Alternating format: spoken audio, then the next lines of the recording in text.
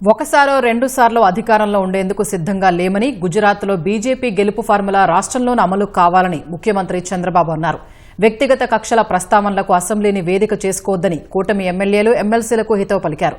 ఎన్నికల ముందున్న పోరాట స్ఫూర్తే ఇప్పుడు కూటమి నేతల్లో కొనసాగాలని ఉప ముఖ్యమంత్రి పవన్ కళ్యాణ్ తేల్చెప్పారు. రాష్ట్రం అభివృద్ది పథంలో ఉండేందుకు మరో 15 ఏళ్లు కూటమి నేతలు ఐక్యంగా కొనసాగాలని ఆకాంక్షించారు. అసెంబ్లీ కమిటీ హాల్లో సీఎం చంద్రబాబు అధ్యక్షతన ఎన్డీఏ శాసన సభాపక్ష సమావేశం జరిగింది. 3 పార్టీల ఎమ్మెల్యేలు, ఎమ్మెల్సీలకు సీఎం చంద్రబాబు, ఉప ముఖ్యమంత్రి పవన్ కళ్యాణ్ హితబోధ చేశారు. విశ్వాసం పెంచుకుని శాశ్వతంగా రాజకీయాల్లో ఉండేలా కూటమి ఎమ్మెల్యేలు మంచి పేరు తెచ్చుకోవాలని సీఎం సూచించారు. ఎన్నికల సమయం కంటే నేడు కూటమి బలం మరింత పెరిగిందన్నారు. సంక్షేమం, అభివృద్దితో 20 నెలల్లోనే ప్రజల మద్దతు చూరగొన్నామని, దీన్ని అంతా సానుకూలంగా తీసుకుని కష్టపడి పనిచేయాలని సీఎం దిశానిర్దేశం చేశారు. అన్ని మతాలను గౌరవించాలన్న సీఎం ఎవరి విశ్వాసాలను, భక్తుల సెంటిమెంటును దెబ్బతీయరాదని అన్నారు. జగన్ కు మతాల మీద గౌరవం లేదు కాబట్టే వైసీపీ హయాంలో ఎన్నో ఆలయాలపై దాడులు జరిగాయని మండిపడ్డారు. తిరుమల శ్రీవారి లడ్డూతో పాటు ఎక్కడ వీలైతే అక్కడ కల్తీకి పాల్పడ్డారని దుయ్యబట్టారు.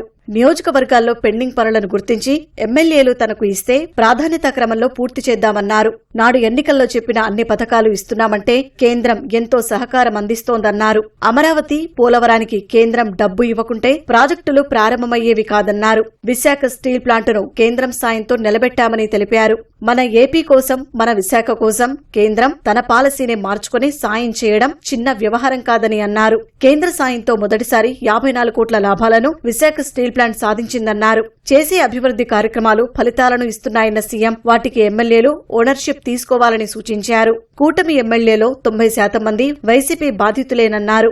నేడు నీతులు చెప్పే వైసీపీ నేతలు నాడు పవన్ విశాఖ వెళితే కనీసం కారు దిగనివ్వలేదన్నారు. తనను కూడా విమానాశ్రయం నుంచి బయటకు రానివ్వలేదని గుర్తు చేశారు. తన అరెస్టు సమయంలో మద్దతుగా పవన్ హైదరాబాద్ నుంచి వస్తుంటే ఎన్నో అడ్డంకులు సృష్టించారని సీఎం చంద్రబాబు మండిపడ్డారు.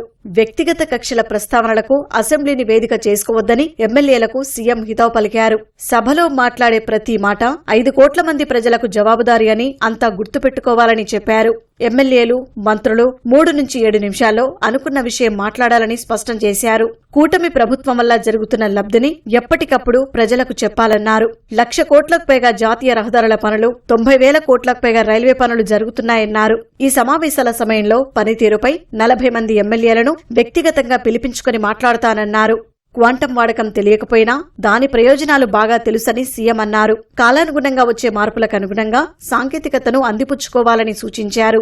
1.60 లక్షల మంది క్వాంటం కోర్సులకు దరఖాస్తు చేసుకున్నారని చెప్పారు. చెన్నై ఐఐటీలో క్వాంటం కోర్సుకు 2.5 లక్షల మంది దరఖాస్తు చేసుకుంటే అందులో 1,10,000 దరఖాస్తులు మనవారివే ఉన్నాయన్నారు. ఎన్నికల ముందు ఉన్న పోరాట స్ఫూర్తే ఇప్పుడు కూటమి నేతల్లో కొనసాగాలని ఉప ముఖ్యమంత్రి పవన్ అన్నారు. దుర్మార్గపు పాలన అంతమొందించి రాష్ట్రం బాగు కోసం కలిసి పనిచేశామని గుర్తు చేశారు.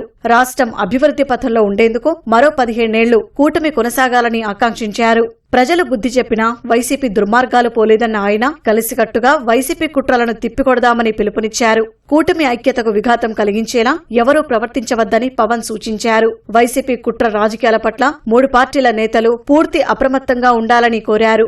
దక్షిణాదిలో మతాన్ని ప్రతి ఒక్కరూ గౌరవిస్తారన్నారు. మతాన్ని వైసీపీ రాజకీయంగా వాడుకోవాలని చూస్తోందని పవన్ కళ్యాణ్ విమర్శించారు.